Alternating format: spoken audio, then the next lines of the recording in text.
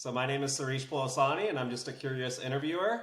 I'm talking with Dr. Paul Deneri, who is a professor of public policy and political science at the University of California, Riverside. Paul is a political scientist specializing in politics and international relations in the former Soviet Union, focusing on Ukraine and Russia. And I would say you're one of the foremost experts in the world on Ukraine-Russian relations. You've been called one of the leading scholars of the study of contemporary Ukraine.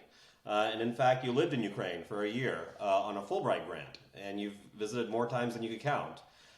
You've written a number of books and articles about the politics of Ukraine. In 2017, Paul was the Eugene and Daymel Sklar Research Fellow at Harvard University, where he conducted research and eventually published a book called Ukraine and Russia, From Civilized Divorce to Uncivil War, which was published in December 2019 by Cambridge University Press.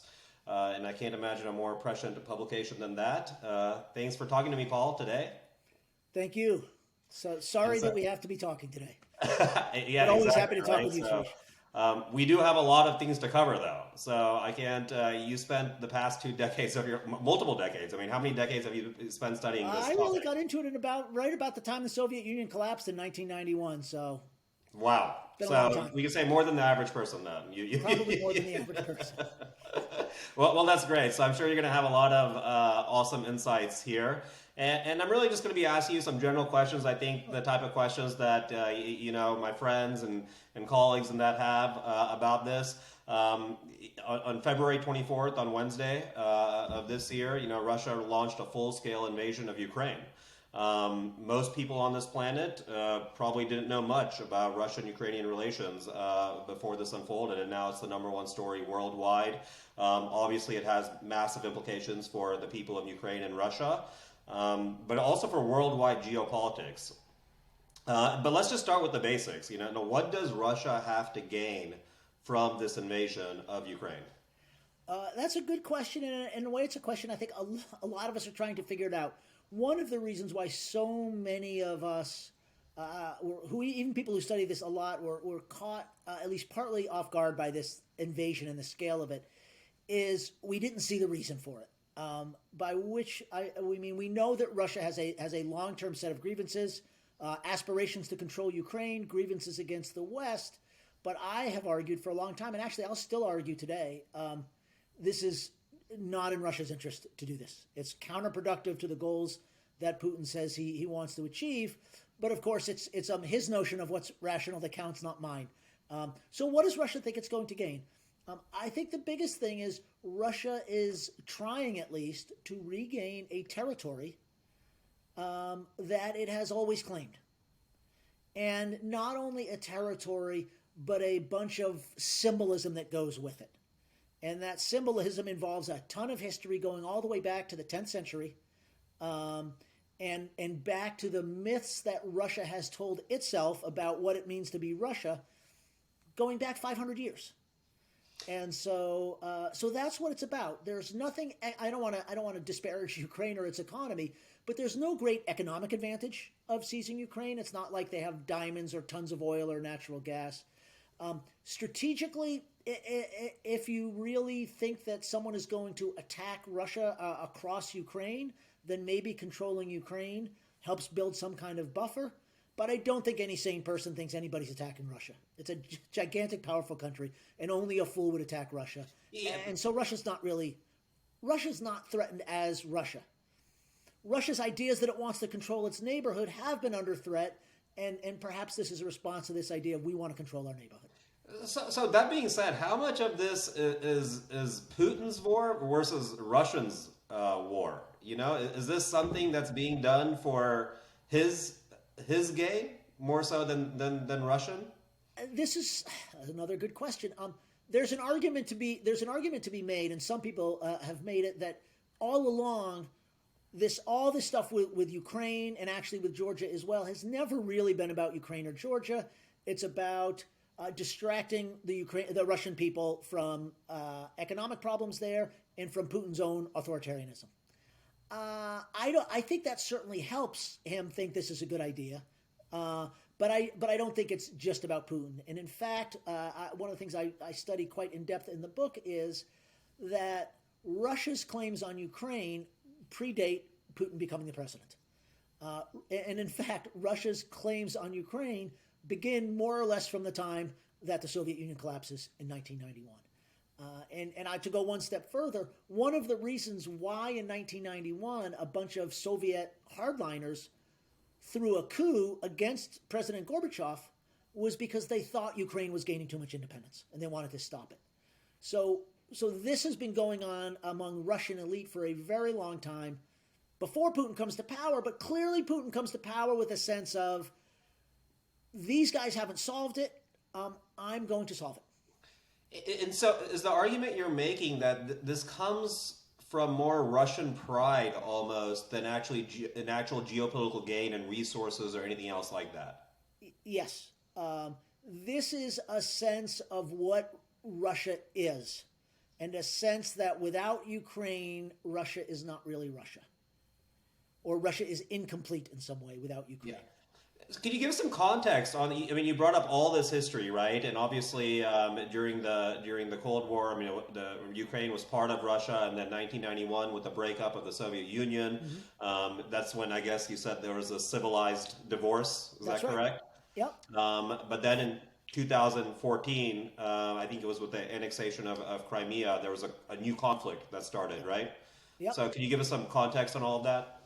Sure, and this was one of the things that was really interesting about Putin's speech the other night, and a couple of speeches he's given in the past week or two, which is the speech he gave, and it's all blurring together in my mind now, I have to confess, but I think it was on Monday night, before the sort of the first step where they announced they were recognizing the independence of Donetsk and Luhansk republics.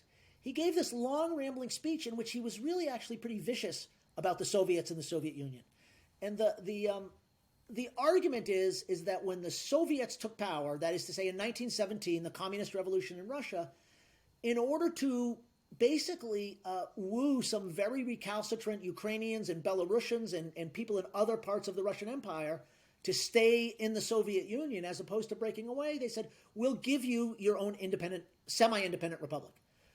So they formed the Soviet Union as a federal system with 15 republics: Belarus, Ukraine, Russia, Latvia, Lithuania, Estonia, and then down in the Caucasus, Azerbaijan, Armenia, Georgia, and so on, and out in Central Asia, the so-called the stands. So Ukraine had its own borders, its own government, and so on within the Soviet Union, but of course it was completely controlled by Moscow.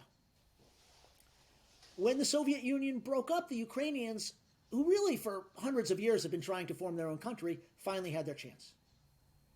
And at that time, the Russians said, we want to get rid of communism. We're done with communism. We're done with the rule of the Communist Party. But we're not done with Ukraine. But they kind of couldn't have it both ways. Because they sort of needed Ukraine's help in breaking the Soviet Union apart. And so on the one hand, they wanted to break the Soviet Union apart, but they wanted to keep Ukraine. And that's been the tension since 1991. Wow. Not Is sure there I any answered the question, major... but that's what happened. No, that's a great overview. What are the major ethnic differences between Ukraine and Russians? One of my friends years ago said to me, "Well, my mom's Russian, my dad's Polish. That makes me Ukrainian." Ethnicity is a socially constructed concept, and one of the issues here is Russia has, or the sort of the standard Russian construction of this ethnicity is very different than the standard Ukrainian one. Which is Russia has this notion that there's this unified East Slavic people, and they use this word triune, or it's basically sort of three-part people: Russians, Belarusians, and Ukrainians. And while Belarusians may speak a different language and have a sense of Belarusianness, and Ukrainians may have a sense of Ukrainianness, we're all one people. And the Ukrainians have never bought this, ever. Which is, there's always been a sense of a separate Ukrainianness. But but things get blurry because people intermarry, the languages are similar, the Tsars passed laws banning the Ukrainian language, so more and more people in Ukraine spoke Russian. People in Ukraine under the Soviet Union, if they wanted to go to university or wanted to really go anywhere in life, they had to speak Russian. And so there was a lot of blurring. So there have been a lot of people in Ukraine who basically their view is, I'm Ukrainian, but that doesn't mean I have anything against the Russians, right? Any more than an American would be hostile towards Canadians, right? We would think, well, yeah, Yeah. they're Canadians, we're Americans, we have some things in different, but we're clearly different countries. Hmm. And Putin's view and the view of, I think, most Russians have been, no, we're really just the same people. You're a kind of a slightly less awesome version of us. They use this phrase, right? The Russians are our little brothers. And they actually Wow. call it Malorossiya, Little Russia. So there's a little bit of condescension in this, which the Yeah, that's what it sounds like. But you're saying also that ideologically they are quite different, though. well, it's all a matter of spectrums, right? Hmm. A lot of Ukrainians speak Russian as their first language, but again, and Putin makes a big deal of this. But of course, I speak English, and I don't want to be ruled from London. My Canadian friends speak English; they don't want to be ruled from London. You get the idea, right? Hmm. He Yeah, makes a totally. much bigger, and you think of the entire Spanish-speaking world, who's not ruled from Madrid. So the language doesn't necessarily correlate with political allegiance or identity. There are a lot of people who consider themselves Ukrainian, but grew up speaking Russian, and that's their primary language. Or they Okay. switch back and forth, depending on context. Very fascinating. Yeah. And so you've obviously spent a lot of time in Ukraine, visited there, you lived there for a period of time. Yep. What spurred your interest in this? You know, a few times in my life I've had good insights. And one of the, I was just finishing graduate school at the time the Soviet Union collapsed, and I had written about U.S. Soviet arms control, which literally overnight seemed like it didn't matter very much anymore. So I needed a new thing to study, and I looked at what was going on over there, and I said, "Wow, they're this incredibly tightly integrated political entity that's all been controlled from Moscow is splitting into 15 different political entities." So we had 15 new political entities, but really what was very much a single integrated economy that they were going to try to pull apart. It was like Brexit times 1,000. And Wow. so the thing I realized back then is Russia and Ukraine were the two biggest ones. Ukraine wanted to be independent politically, but it was very intertwined economically, and the Russians clearly didn't want to let them go. So way back then in 1991, 92, I was saying this is going to be interesting to see how they manage this. In particular for Ukraine, how do you manage to be economically tightly bound into a country that doesn't want you to be independent? Hmm. How do you square political sovereignty with deep economic dependence? And it turns out that turned out to be a problem that has carried us right up until now. And a lot of That's wild, right? I mean, that has been a source of conflict, issues. What a fascinating subject. You picked the right thing at that yeah, I time. mean, what's been good for my business has not been so good for the Ukrainians. That's unfortunate, and I think, It is. and on that topic, and I think this is I think a major part of the sentiment in the U.S. and I see it on Twitter and stuff like that. It's like this is a conflict happening 5,000 miles away, right now. Obviously, for the Ukrainian people, it's going to be devastating, but 5,000 miles away from us, over 5,000 miles away from us, what implications does that have on your typical American? Yeah, somebody asked me last night. A really bright young woman asked me last night. Basically said, why should we care? And actually, I think it's a good question. I think we should care, but I don't think we should treat it like the answer is obvious and you can't make the opposite. Yeah, totally. So it's a question that deserves an answer. There's a couple reasons we should care. One of them, I think, is an ethical and moral reason, which is this is a case of a violent regime. If there's an evil regime in the world these days, it looks a lot like Putin's Russia. Basically slaughtering an innocent people who really just want to be left alone and have their democracy, as messy as democracy in Ukraine is. So part of it's just the moral, ethical issue is, are we going to stand up for the little guy or are we just going to stay tough? But I think there's also a self-interest argument, which is wars in Europe have a way of drawing the United States in sooner or later. And the question has been historically, do you try to get drawn in either to prevent or to keep things small, or do you wait until they've gotten really big? And so in World War I, our policy was to stay out. But in the end, we found out that when it looked like Germany might take over all of Europe in World War I, it's like, we better do something about that. Same thing, of course, in World War II. We were adamant about staying out of World War II. And actually, if after the bombing of Pearl Harbor, if Hitler hadn't done the incredibly stupid thing of declaring war on the United States, we may have just focused on Japan. But Roosevelt and some others were adamant about wanted to get into the war, but they needed support from the Congress, and Hitler provided it. We felt like we couldn't afford to live in a world where Nazi Germany took over Europe. Bad for the United States. So that's very interesting. I would just say in the Cold War, there was the danger, of course, that the Soviet Union would take over the rest of Europe. And we basically said, we can't really abide by that, again, for both moral reasons and self-interest reasons. So to get to the big point is sooner or later, if somebody doesn't stop Putin and Russia, the fear is we're going to have to stop them somewhere, and it's easier to deal with it now than later. Now, I do want to say, there are those who will say that if Putin is let to control Ukraine, he'll be satisfied, Russia will be satisfied, it'll be bad for the Ukrainians, but the problem will be solved and we can all go living our lives merrily. And if you believe that, then maybe we should just say, let's let them have Ukraine and we'll go on with things. So that's exactly where I want to go with this discussion, actually. You brought it up yourself. Because let's look at these two parallels, right? Like the World War I and World War II. So obviously in World War II, Hitler had massive aspirations. He invaded Poland. And I think the narrative out of that is that we kind of let him do his thing and he just took over Europe, right? And we almost acted too late. And that's the risk of not doing anything in this moment, is that you just let unchecked aggression get out of hand. The other argument, on the other hand, is what you brought up yourself, is what if this is it? Is Putin really have much broader aspirations beyond this?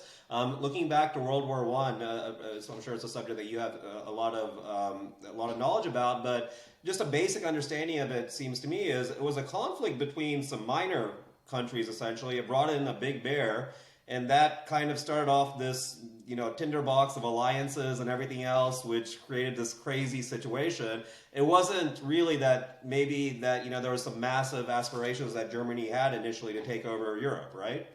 Yeah, I mean, because Germany didn't win World War I, we don't know exactly. But at least, while it started, sort of the spark of World War I was, the assassination of the Archduke Franz Ferdinand down in the Balkans, and was unrest in the Balkans. The fuel that had been piled up in advance was this emerging rivalry between Germany and England. Germany had a sense of we've been rising, we've been building. If we wait too long, our chance to get, they called it, our place in the sun will be gone. So we've got to, this is a good time for us to go to war. England, in a strange way, felt the same thing. Germany is rising.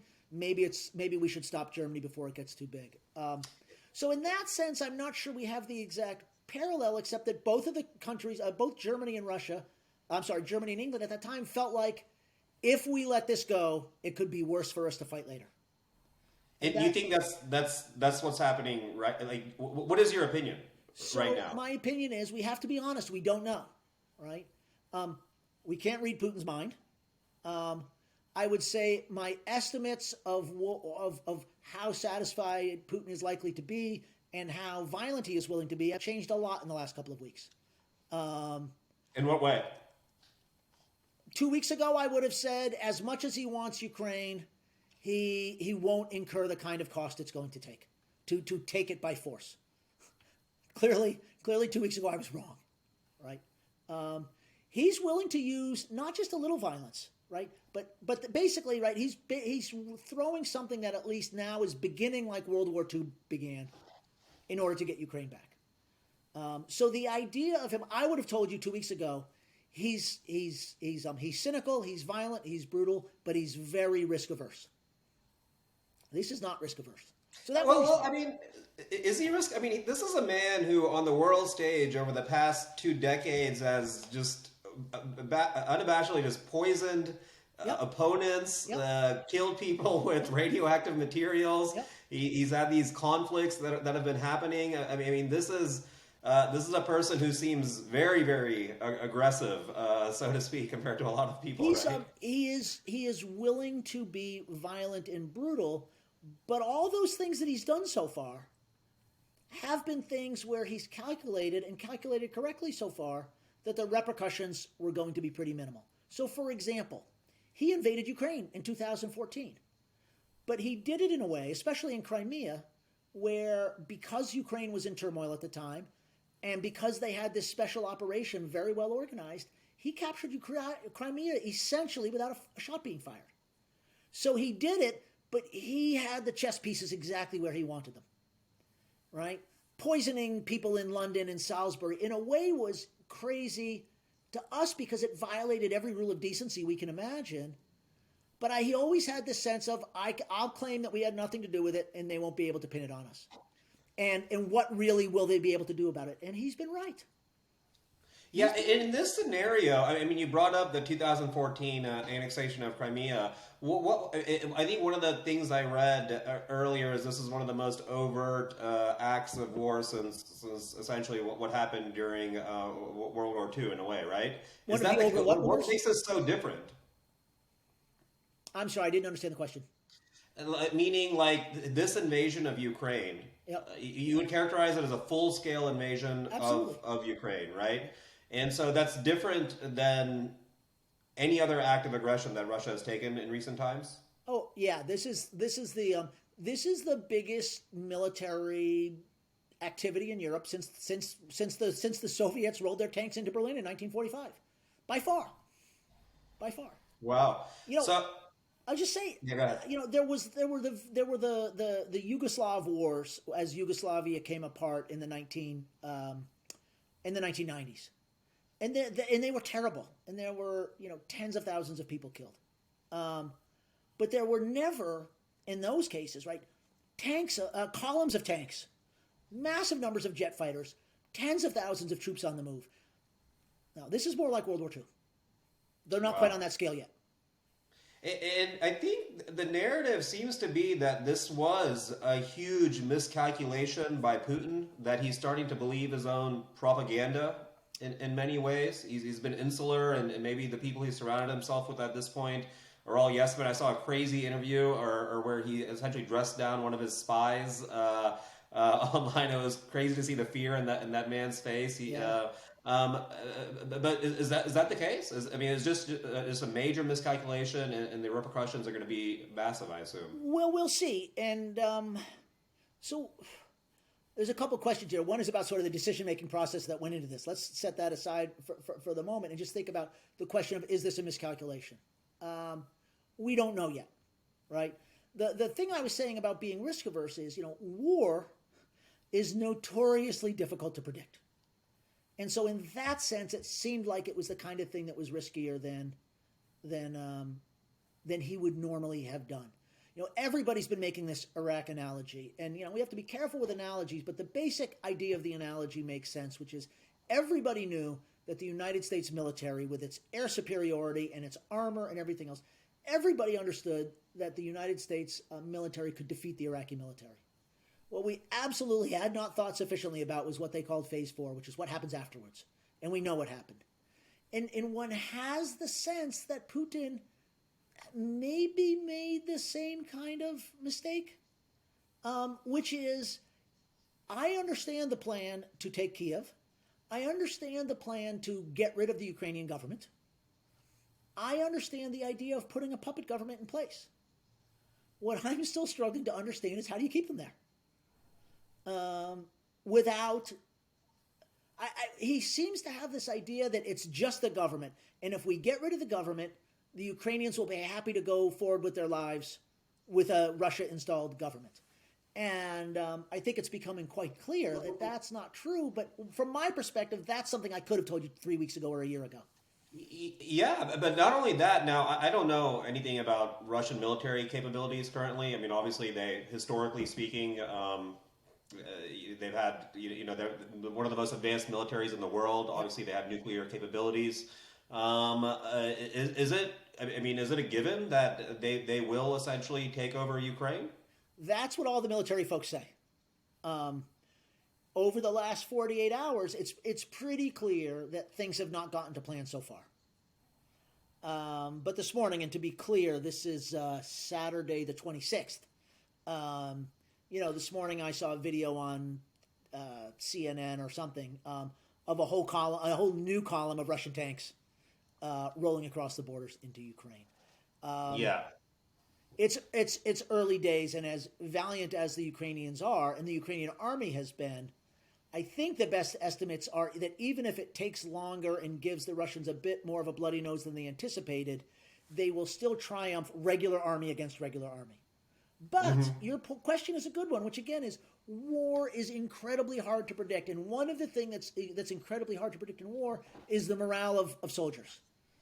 And so far, obviously, the morale of the Ukrainians has been astonishing. The defiance has been astonishing.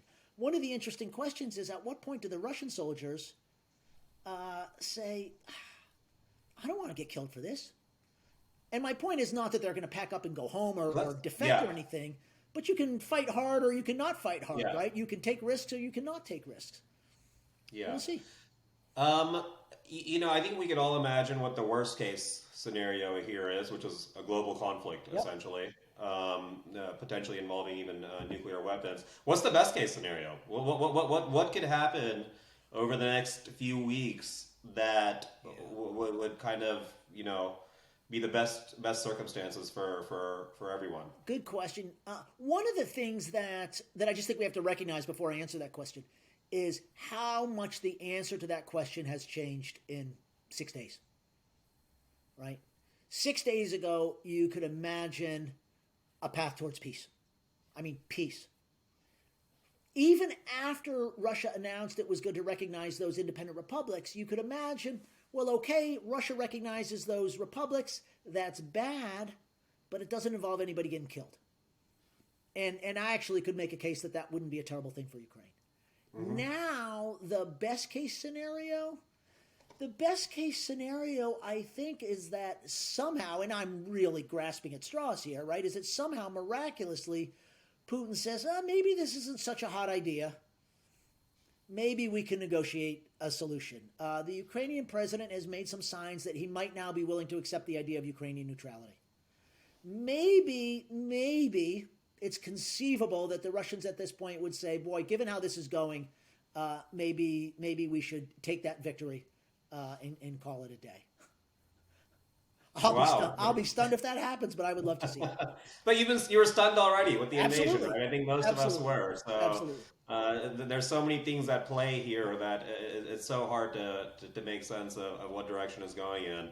Let's talk a little bit more about, the headlines all frame this as Putin invades Ukraine, Putin's power play, as if it's just him. And we touched on a little bit of this before, as if Putin is the sole decision maker, essentially, right? I think in your book you make the argument this is not the case. This is not what's actually going on. So, however, behind the scenes, what are some of the forces that Putin is not in control or does not have control over that are strongly influencing his decision making? Yeah, I think among people who do this stuff for a living, there's, I think, a healthy debate about the extent to which Putin is constrained by either the economic oligarchs or the more immediate people, the head of the defense ministry, the head of the former KGB, what's called the Federal Security Service now, sort of this. Go ahead. Constrained by, I just want to touch on that one point. Constrained by the economic oligarchs, you said. How would he be constrained by them? Well, he might be constrained by them because they might have if they have money, they have employees, they might have a lot of influence as to whether people decide to turn out in the streets for protest or not. They might have a lot of influence over some of the people, right? What we used to call the guys with guns. But of course, they're not all guys anymore. They may have some influence over some of the, let me go back a step. When it really comes down to it, the question is, could somebody potentially say to Putin, sorry, your services are no longer needed? Right? The only people who can do that are people with guns. Right? And it means either the people with guns themselves, who are sort of Putin's closest circle, or people who might influence them because they have a lot of money, and sometimes people with guns like to get money, that they might be able to control them. My belief is that Putin has, over his 20 years in power, a couple things have happened. One is he's actually narrowed his basis, his sort of coalition of support, if you call it that. And it's actually become less and less dependent on economic support, economic oligarchs and leaders, and more concentrated on a narrow group of people in the so-called power ministries, or in Russian they call them the siloviki, sil meaning the Russian word for force. And it's basically the bureaucracies of the Russian government that have coercive powers. The Defense Department, Ministry of Defense, the Federal Security Service, FSB, the Foreign Intelligence Service, in the Interior Ministry, which controls not only all the police in Russia, but a lot of paramilitary forces. As long as those people are all on side, not too much anybody can do to them. That's, I think, that. So let's say, the course of these events right here brings about major destabilization of Putin's power. Yep. One of the things that happened, I think, in the Arab Spring and everything like that, all these dictators started sending resources to prevent it from happening. I think even Saudi Arabia, for instance, did that as well. Yep. But let's say that this is the case, and Putin does get overthrown, for example, or completely destabilized in some way. What do you think? What is the next thing that happens in Russia? So again, I want to stress how unlikely I think this is. But anyhow, but to be clear, the scenario would be something like, if some of the people around Putin get the idea, if the war starts going badly enough that they think that it's turning out to be a disaster for Russia or a disaster for them, and Putin no longer seems willing to listen to reason, right? Maybe somebody says, we're going to overthrow him. The way that there were these various plots to try to overthrow Hitler at various points in history. What happens then? Well, of course, then you get some sort of quest for who's going to run the country now. And usually whoever it is that throws out the old guy gets to run things for a while. And we've seen these coups around the world, in recent years. And oftentimes they'll say, okay, the military's taking over, or whoever the we is, we're taking over. And in 6 months or a year or whatever, we'll hold elections. Almost always is what they say, we'll hold elections. And exactly what that means, whether that ever happens or what those elections amount to, is always a questionable, because people often find, shockingly, right, that once they're in power, they'd rather not give it up, which is Putin. For sure. That's what happened in the Arab Spring, right? When Putin came to power, I don't think he planned to rule for life. But one thing. You don't think he did when he came to power? I don't think so. Really? Well, how do I know, right? I don't know. I mean, it just seemed like a very... and by the way, let's just talk about that for a second, right? I mean, this was an intelligence officer who was handpicked by Boris Yeltsin, essentially into a position, who then kind of became president after that. And no one knew him when he kind of ascended to that position. And the way he has kind of, gotten all that power, stayed in power over the past 3 decades. No, how long has it been? 2 decades, since 1999. Okay, yeah, you're right. So he became president essentially on New Year's Day of 2000. Yeah, so 2 decades now of power and assimilating all that power. It's quite unprecedented in the modern world, I would say, right? Yes, although actually Chairman Xi in China has sort of broken free of some of the normal turnover of Chinese leaders. That's what it seems like too, and I want to talk about that in a moment. But finish your thought. I mean, yes and no, which is there are various people around the world who've managed to retain power for a very long time, including in some more democratic countries. Benjamin Netanyahu, with some interruptions, was in power in Israel for a very long time. I know some members of the U.S. Congress who've been in their seats for 30 or 40 years. My hometown, Albany, New York, I don't think has had a Democratic mayor. Hopefully they're not poisoning their political opponents or anything, though, are they? Enough, but to be, talk to people who lived in Chicago under Mayor Daley about free and fair elections. This stuff is. There's obviously all sorts of corruption. It just seems that this is on a different level, right? It's absolutely different. It's absolutely different. And on one hand, because it's at the level of a nation, not just a city, Yeah, right? And so you can have a lot of democracy in a country, even if there's little pockets of shenanigans. yeah. But And the that bigger being point, said, Russia is officially a democratic country, right? well, so is North Korea. Well, yeah, that's in the name, right? So once it's in the name, that means they're not really, Yeah, I they're mean, not there's really. no meaningful definition of democracy that Russia fits.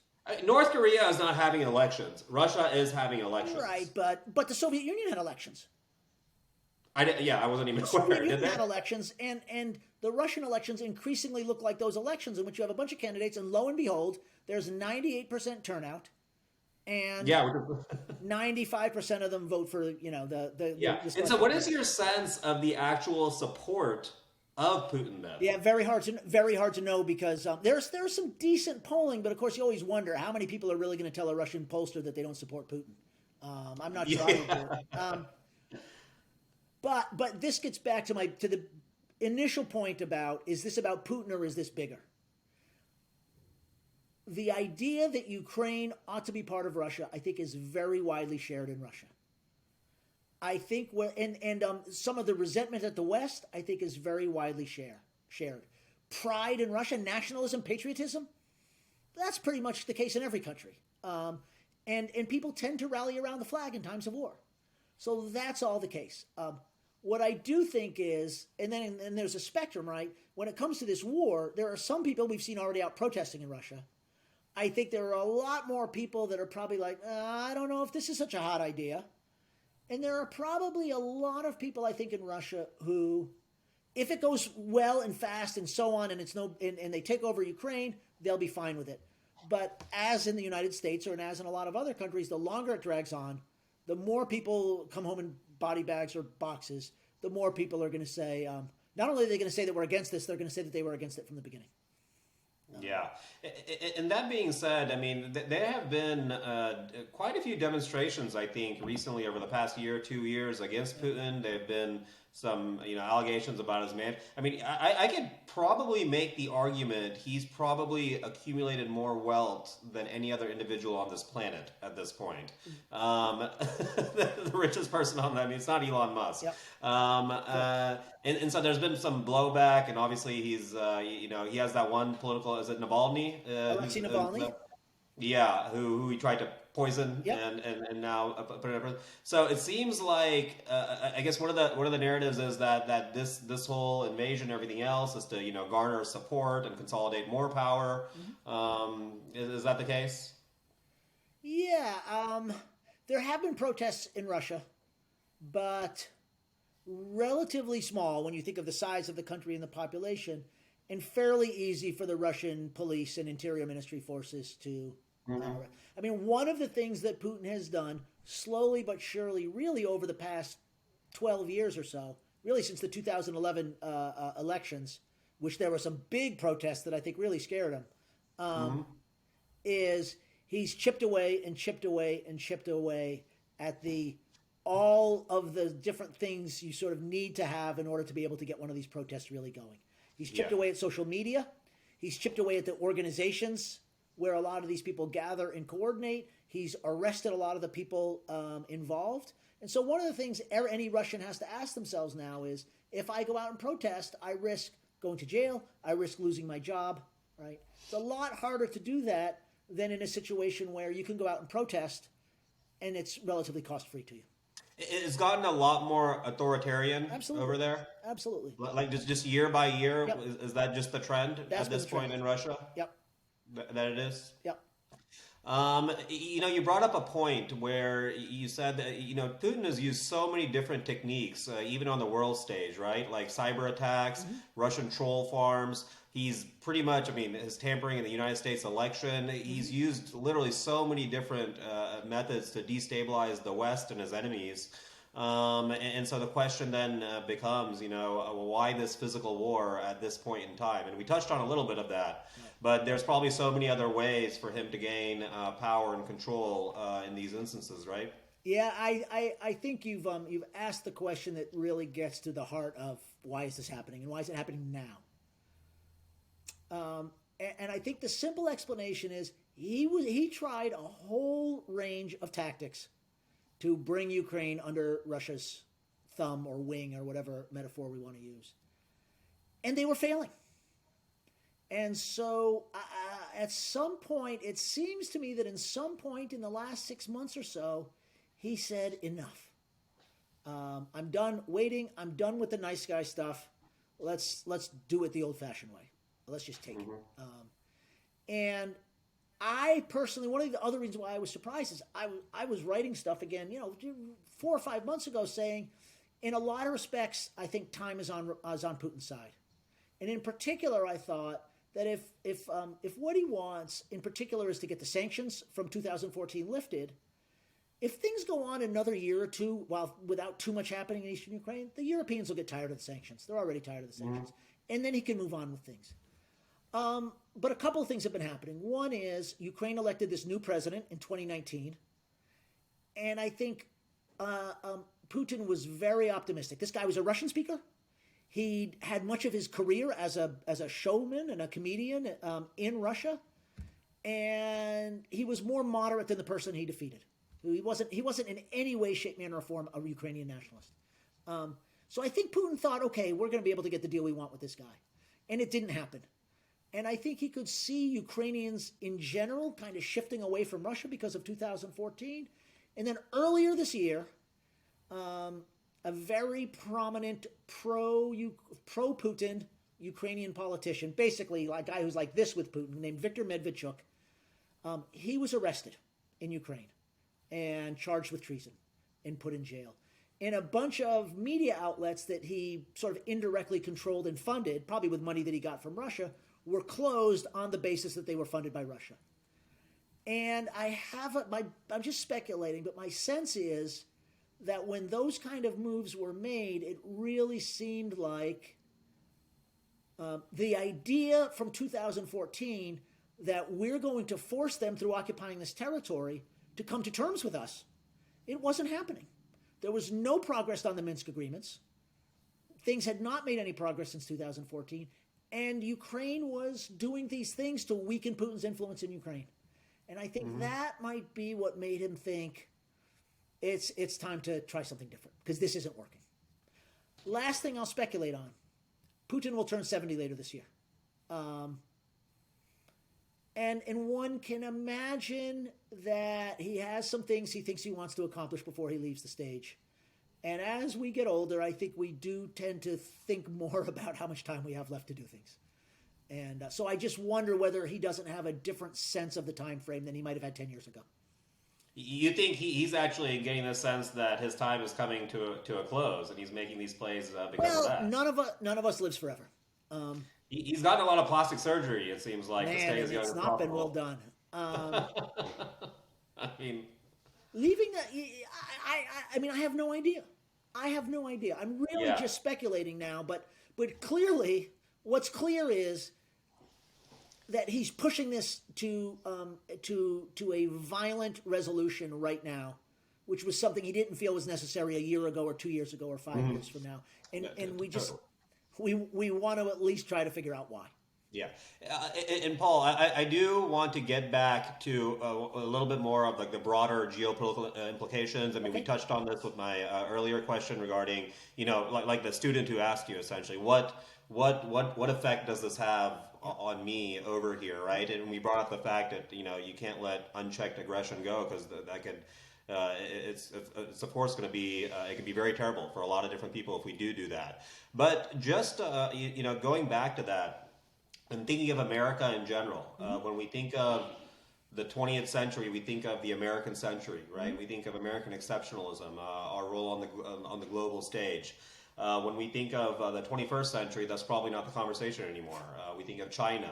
We think of the rising powers. We think of the decline of American exceptionalism to a degree. So, speaking in that context, China, Russia, America. What does this signify to Americans, essentially? Well, yeah, there's been two things that have really been going on over the last, let's say, 20 years. One has been the incredible rise of China. built on trade, but also a trade. China's done something that's been a difficult thing to do in the past, which is to have both a vibrant economy and an authoritarian government. They seem to have done pretty well with that so far, though we'll see. But also, It's of course, changing. It's changing towards more authoritarianism and less. I mean, he clamped down. yep, Z clamped down yep, on the economic producers there, right? yep. But the economic growth has still been pretty strong. Um, Hmm. and then the other thing that's happened is frankly, the United States has had its influence and its will blunted by two major overseas wars, for lack of a better term, that have not really gone that well. And again, it's blunted both others' respect for us because of some of the things that we did. It's blunted their fear of us because of, in the end, the lack of success that we had, and it's quite clearly blunted Americans' appetite uh, for looking after other countries' problems, which I think is where some of these questions come from, which is we don't need Hmm. another Afghanistan, right? Yeah. So, yeah, So beyond the pride thing, then for the United States, though, for the typical American, yep. as China gains more power, as Russia gains more power, what does it what does that mean to the day to day So the day to for those of day, us? I mean, I'm not sure this is what you're getting at, but day to day, the price of our gasoline is going to go up, and that's whether we get involved or not, right? Mhm. The two biggest wheat exporters in the world are Russia and Ukraine. Mhm. The price of wheat, bread, those products is going to go up. There's the Mhm. more general sort of bad things that happen in the economy just because people are afraid when there's war. Mhm. The price of natural gas is a little bit less of a global price. It's set more regionally, but that's going to tend to go up. There's going to be some supply chain problems. So we're going to feel it one way or the other. Yeah. Um, And then our response here. So, right. so what is your opinion on what the West might need to do to actually, counteract this? So we could talk for a long time about sanctions, of course, but let me try to cut to the chase, which is these sanctions are not going to have a meaningful impact on this conflict. It's I believe, and I don't think I'm speculating too far here, because we've been talking about sanctions for years now, about what might happen if Russia does something else. Putin priced them in, right? In other words, before he decided to do this, he thought these are going to be the sanctions that are going to be in place. And even if they go further than they've gone, right? Even if they go as far as the SWIFT thing, which we can talk about, cutting us off from the SWIFT financial system, I think he's decided that they can live with it and it's worth the price. So doing all that stuff is not going to shape his calculus. Significant sanctions in the long run will slightly, right, depress the rate of economic growth in the Russian economy. And that means that Russia's long-term strategic problem, which is the same problem as it's had for 500 years, which is it's the rest of the world economy grows faster than its economy. It will have that problem again. So that 30 or 40 years from now, China will be that much bigger and more powerful than Russia. The United Hmm. States and Europe will be that much more bigger and wealthier than Russia. And the Russian people will once again be doing what they were doing in the late Soviet years, which is saying, why do those people over there have so much stuff and we have so little? Yeah. So you're saying though that sanctions won't work, but what Okay, response so I want to will? say sanctions won't work in the short term, but they will have an impact in the long term.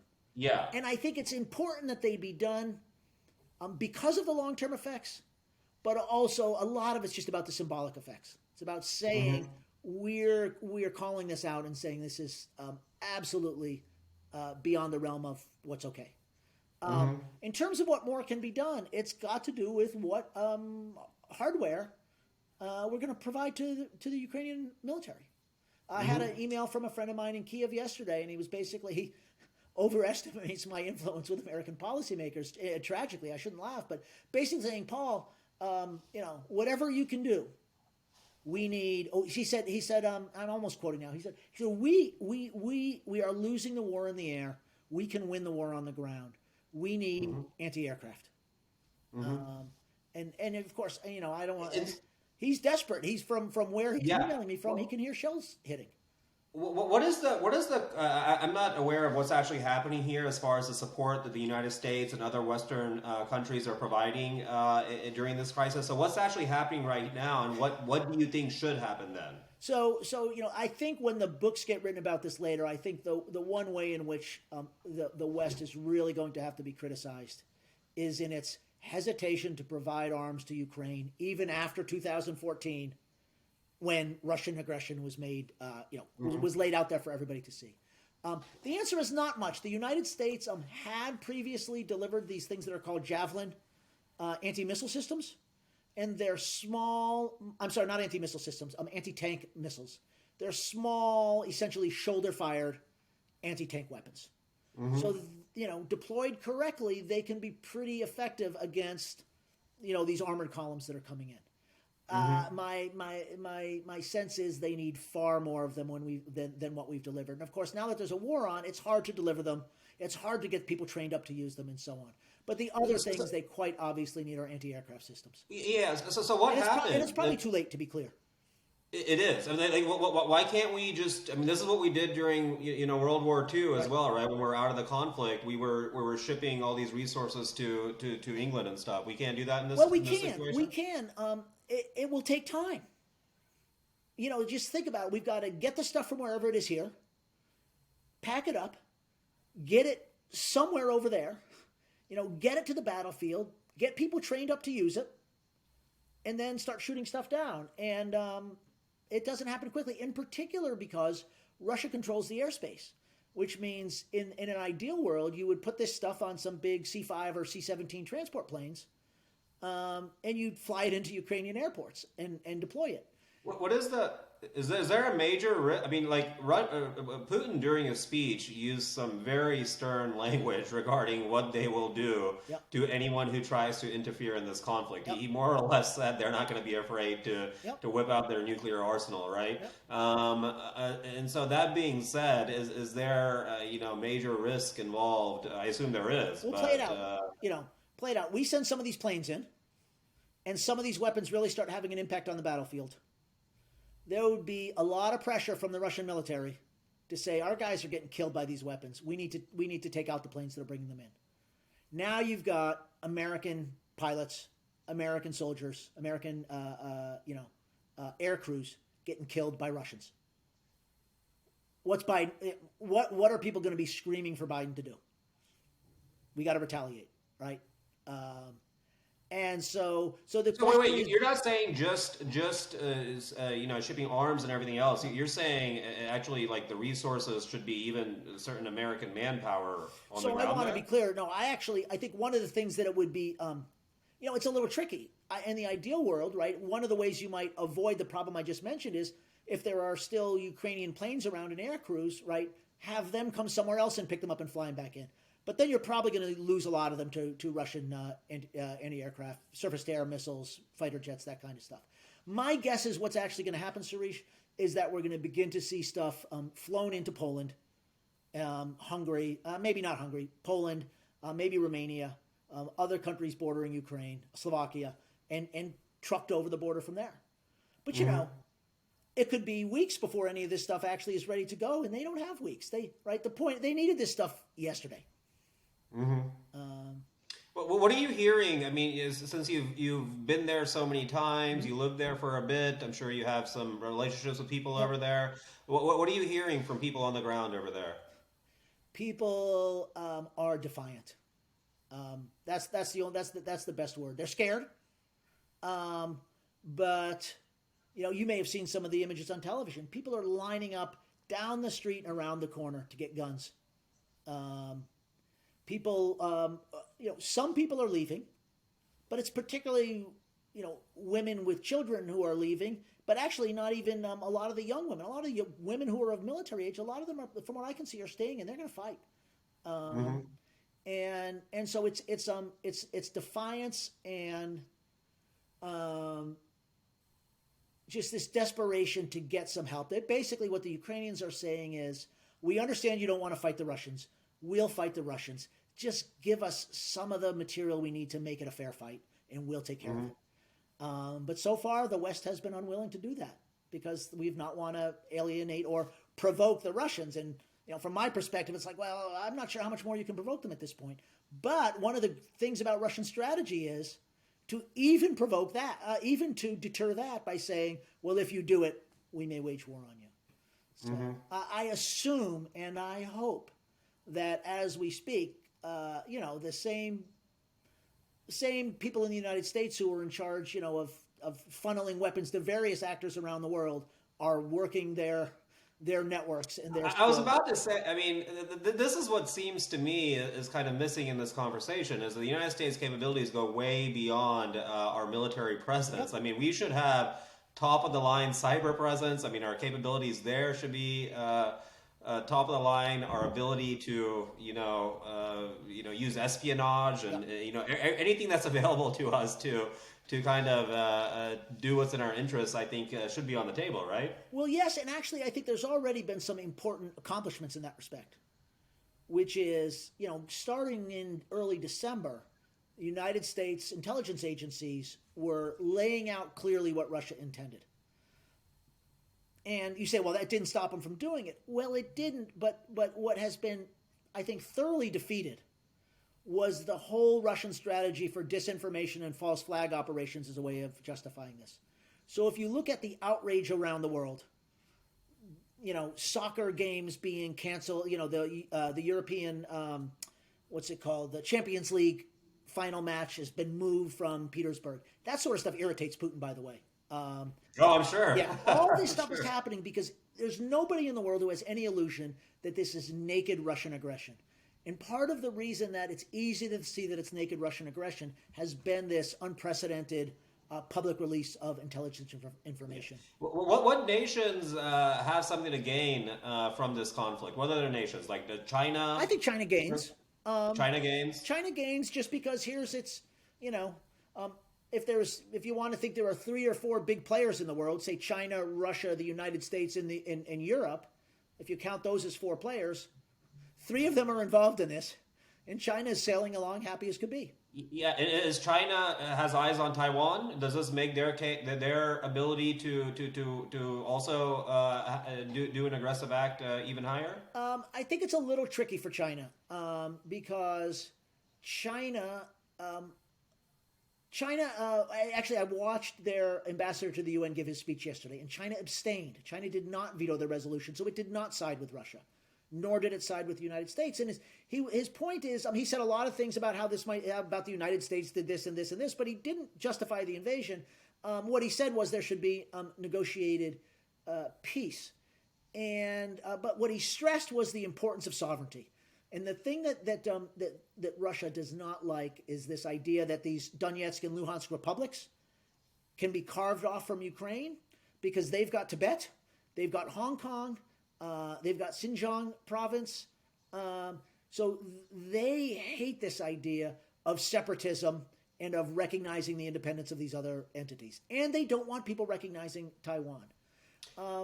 I have been one of those that thinks the analogy with Taiwan, there's just too many dissimilarities. The basic thing is comparable.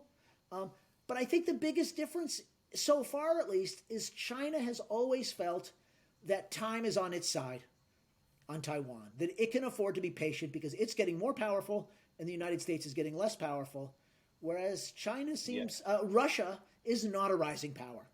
Right, yeah. Russia is. It seems like China is very much playing the long game. Absolutely, like they are very much just patient and chipping away and just doing their thing, right? China is going to be wealthier next year, next 10 years than now. So why do they want to screw things up by starting a war? So you don't see any short-term, the next 5-10 years, anything that would worry you about, China and Taiwan? Well, I wouldn't go quite that far. China has been pretty assertive in the South China Sea, down towards Australia and so on. And Xi, to be honest with you, is talking more and more like Putin. He's gotten much more nationalistic in his rhetoric.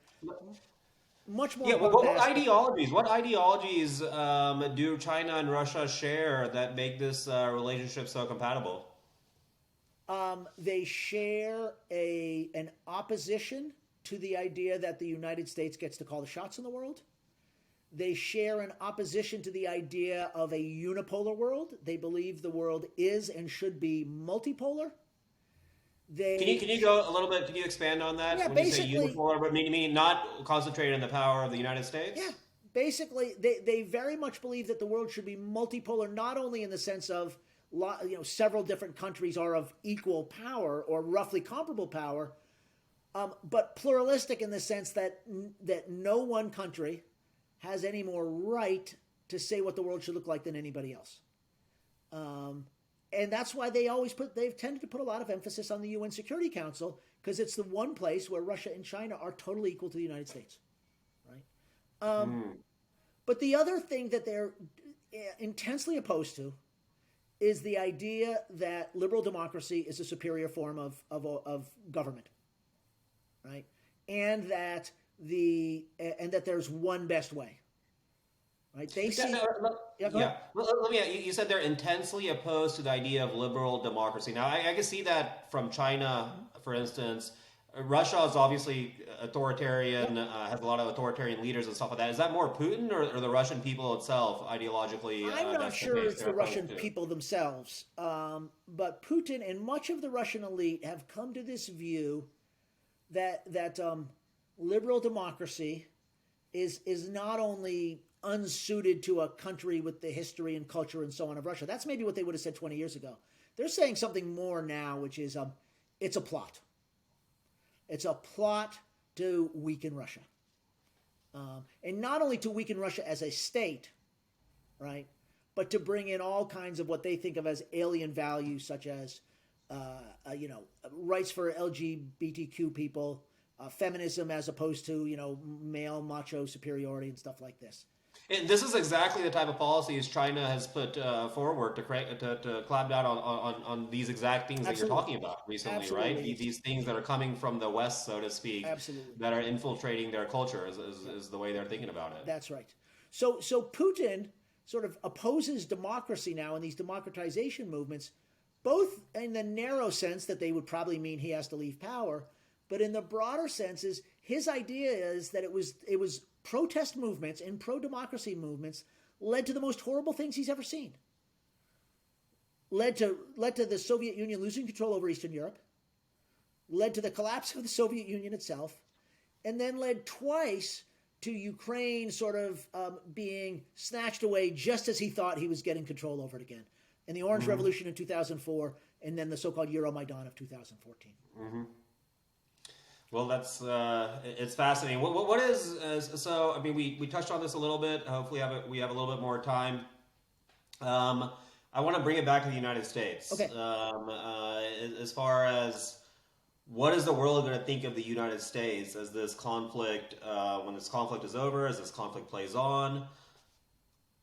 Well, we'll have to wait and see how things turn out to see how the United States gets felt. But I think for all, if you think that sort of the United States reputation maybe hit its absolute bottom after we so unceremoniously withdrew from Afghanistan last summer, the fact that the U.S. and U.S. intelligence has been pretty much spot on right about everything in this conflict so far, I think has been noticed. And at the same time, some of the people in Europe, I think about the Social Democrats in Germany, to some extent Macron in France, and all those people who have been basically saying, don't provoke Putin, those people don't look very smart right now. Because it turns out Putin has turned out to be a lot worse than even his worst detractors have said.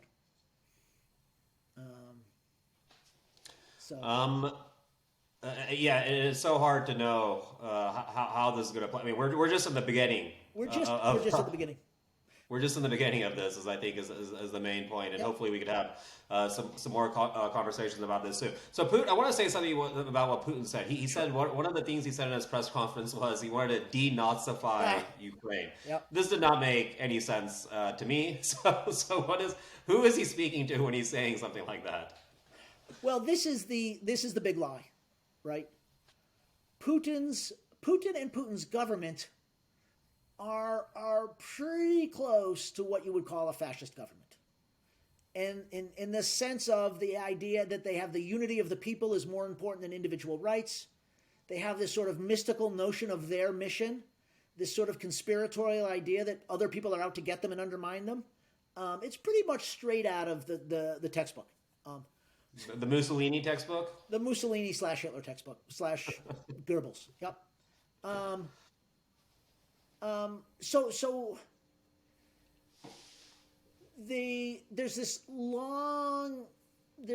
long-term argument about are there these hard right nationalists / neo-Nazis in Ukraine, and there have always been, well, like there are in the United States, right? There's always been this small minority of hard right nationalists and even neo-Nazis in Ukraine. Tiny numbers of people. Even if we go beyond the sort of neo-Nazi types, the Nationalist Party got 2% of the vote in the last elections, which is a lot less than, say, Germany or Austria or most of Western Europe. But I think Putin believes that calling them Nazis resonates with the Russian people, and that it resonates with publics in the West. Got it. Especially in Germany, where there's so much guilt about that, right? And so, and I think actually it's a genius strategy. It's an ingenious strategy, sorry, because on 2 or 3 different radio programs I've been interviewed on in the last week, and now again we're talking about Nazis in Ukraine, and that's which really has such a it's almost irrelevant to the broader conversation, right? It is. It would take, if you want, I can do it. It would take about 20 minutes to give because again, there's this tiny kernel of truth surrounded by this gigantic lie, and for me to explain why there's a kernel of truth and what all the lie is around it would take 20 minutes, but I can do it. And there's a lot of lies, let's be honest, right? There's a lot of lies. So let me just for people who aren't aware, one of the things that's interesting about the speech is he's basically said, I don't want the Soviet Union, I want the Russian Empire back. Well, the Holocaust took place largely in Poland and in Ukraine and Belarus, because under the Russian Empire, that's where all the Jews in the Russian Empire were, because there was this thing called the Pale of Settlement. Jews were not allowed to live in the Russian part of the Russian Empire because the Russian Empire was a anti-Semitic entity almost by definition. So there were, depending on the count, 1.5 million Jews in Ukraine killed, during the Holocaust by Germans with some local collaborators. But the president of Ukraine is Jewish. And in 2019, Ukraine had a Jewish president and a Jewish prime minister, and it was the only country in the world besides Israel that's ever had that. So this idea that Ukraine is full of anti-Semites is ludicrous. But if you go read the rhetoric of the Russian nationalists that Putin is echoing, those guys are anti-Semitic, and they come right out and say it. So. Very, very fascinating. Yep. I want to ask about the United Nations role in all of this. Yeah. Because, look, this seems like a global issue. Yep. Right? And so you would think that the United Nations would have a role to play here with unchecked aggression from from Russia into Ukraine. So what is their role? Yeah, so the United Nations, the primary place in the United Nations that deals with these kind of issues is the Security Council, as its name implies. The Security Council was set up after UN was set up after World War II, and the assumption was it was built on the alliance that had defeated Germany and Japan in World War II, right? China, Russia, United States, France, Great Britain, and the assumption was that if those 5 countries, the so-called great powers, could agree, you could keep peace in the world. But of course, it turned out to be a big if, because the great powers never agreed on anything, and so. But it was based on a reality, which is if the great powers are at odds with one another, this kind of organization can't do anything, and that was recognized by this fact that the 5 great powers have a veto in the Security Council. So there was this crazy, bizarre scenario at the Security Council this week, where the Russian delegate to the Security Council was chairing the Security Council meeting to talk about Russia's war on Ukraine. And that's because there are 15 members of the Security Council, the 5 permanent ones and 10 other ones, and they rotate the chairmanship between them each month. In February 2022 happens to be the month that Russia runs it. So there was this bizarre scenario in which the Russian person was leading this meeting to talk about Russia's invasion. Everybody gave their speech. When the resolution came to a vote, Russia vetoed it. And so that's the end of it. Now, what Ukraine will do is they will put a motion on the floor in the General Assembly where there's no veto. So my guess is the General Assembly will vote by majority vote some kind of resolution condemning Russia. Mm-hmm. But the General Assembly hasn't.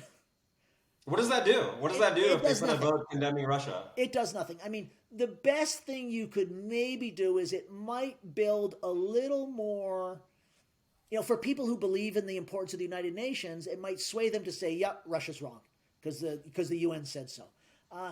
Especially if the Security Council were to say something, it might help build the case later for a war crimes trial of some of these people. My guess I read a little bit about that. I mean, there's been talk that what Putin is doing, there's no doubt. Right? It fits sort of the textbook definition of war crimes. Yep, an unprovoked attack on another country. Yep. But good luck getting Putin to The Hague. I was about to say, I don't know how anybody would manage that one. Okay, I have just a couple more questions, right. Paul. I do. Like just going back to kind of broader history, it's kind of crazy when you look back at the sweep of history. We talked about how England and France were enemies, and England and Germany, and all of these differences that they had. And today we're kind of united under, this banner of liberal democracy. We're in NATO. We have common interests. So I'm very much a believer that almost any divide can be kind of, addressed in a positive way, given enough time and the right people in the right situations, right? So that being said, I mean, even during World War II, we were on the same side, right? Russia and the United States, and in fact, it was the Russian people that really kind of they took Berlin. The Allied invasion of Western Europe wouldn't have even worked without Hitler's Operation Barbarossa, right? Yeah, Where the invasion of Russia. Yeah, we ran into a wall over there. So, but then after that, obviously the Cold War started. We seem to have had a lot of differences since then. It seemed like Clinton and Boris Yeltsin were very buddy in the 1990s, and things seemed to be going well. Yep. But now we're kind of in this period where clear lines are being drawn, and on one side it's the West and it's the United States and in Europe, and the other side it seems like more authoritarian regimes like China, Russia, Iran.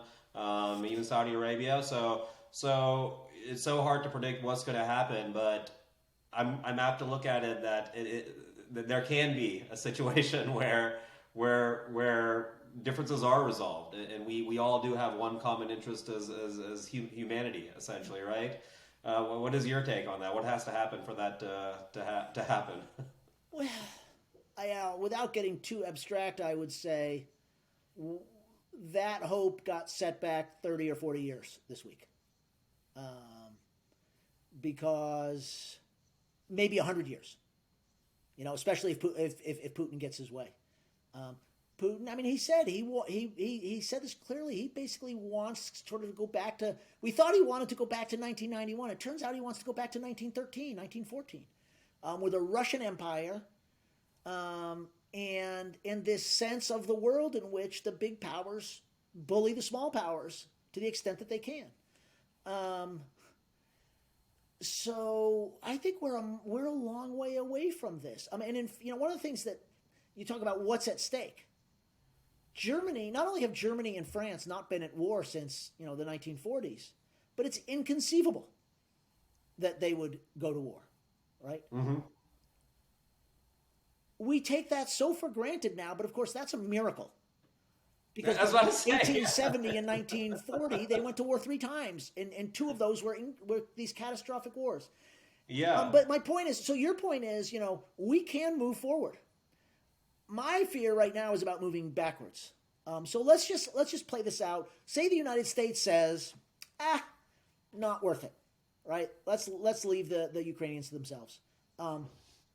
What does the rest of Europe then say about the reliability of the Americans? right? If you're in Germany, how do you respond to that? If I'm a German and I think, oh, I'm not so sure I rely on the Americans anymore, I got to get a nuclear arsenal of my own, right? How does France respond to that? How does the UK respond to that? How does Russia respond to that? You know, we take for granted a level of peace and prosperity in Western Europe, which is not inevitable.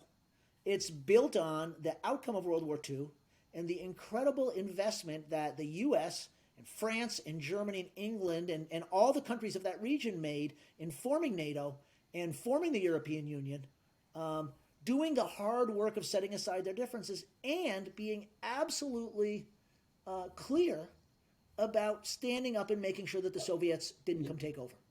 And there's nothing that says that that can't be reversed. Like one sense of this is though that the economic reliance between nations is much higher to a degree now that's why it seems inconceivable, right? Because like the trade and everything and like the crossing of borders and the people, I mean, that's why it seems inconceivable, right? It does, but you know, it's interesting.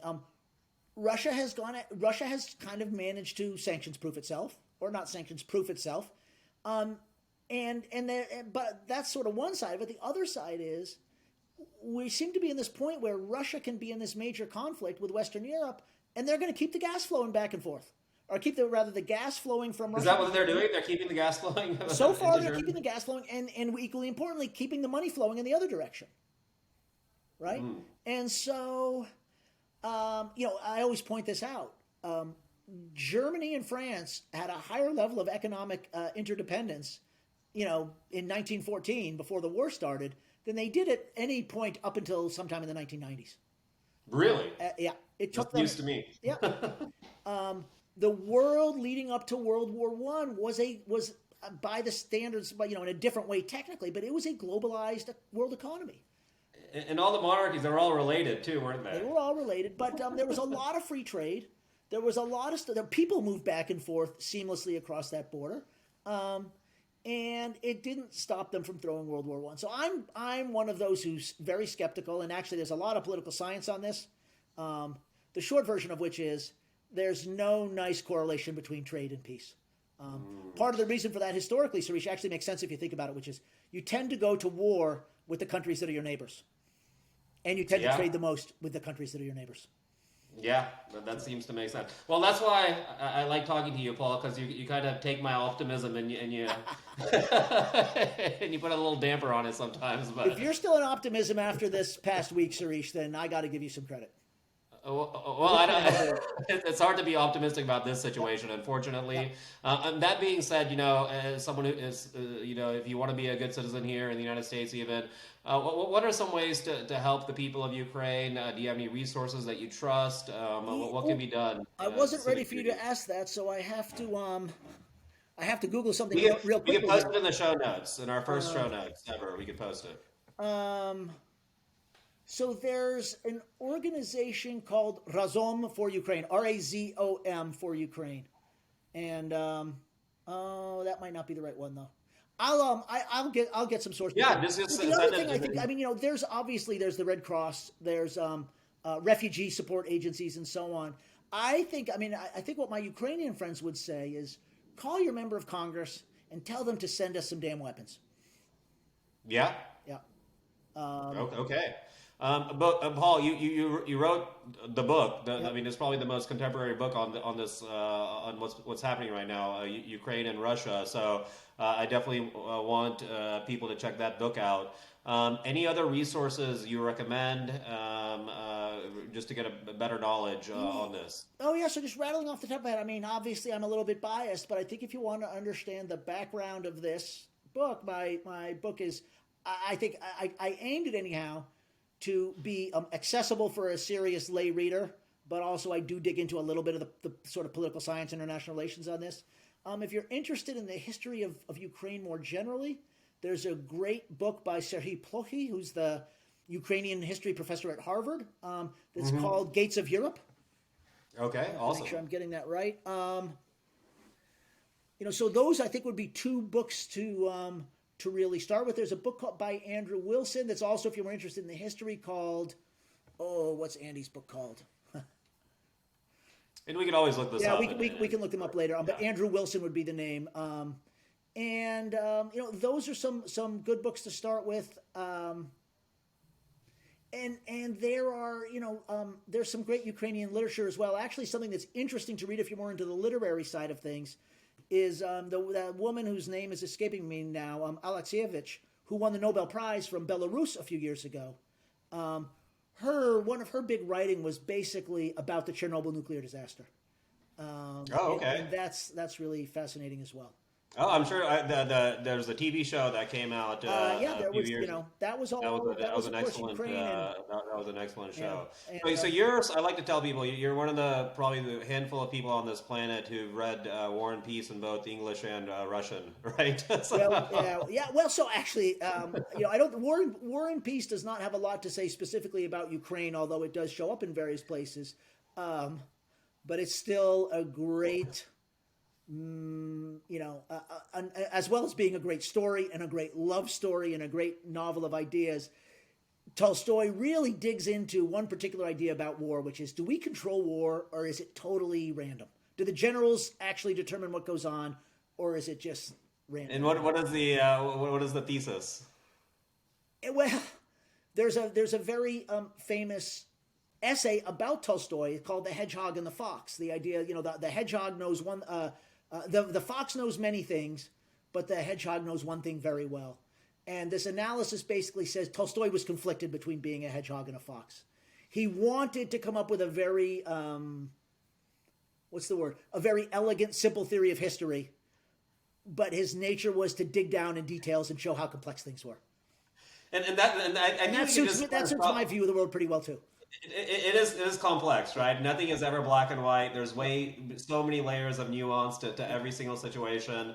And the more we learn about something, I think the more we realize how much more there is to know. And I appreciate the questions you ask, Suresh, because you delve into some of the nuance and complexity that's really important. There is, in this case, unusually, I'll say, there are some simple things here, which is you can get to the history and the this and the that and the other thing. Unambiguously, this is a war of aggression by Russia. And it's not just an attack on Ukraine. It's an attack on a whole set of ideas that we can't imagine living without. Well, it's been so insightful having this conversation. I'm sure we'll have a lot more conversations in the future. I mean, especially as this continues to unfold. This is just the beginning, obviously. So I really, really appreciate it, Paul. That was great. Okay, great. Thanks, Suresh. Talk to you soon.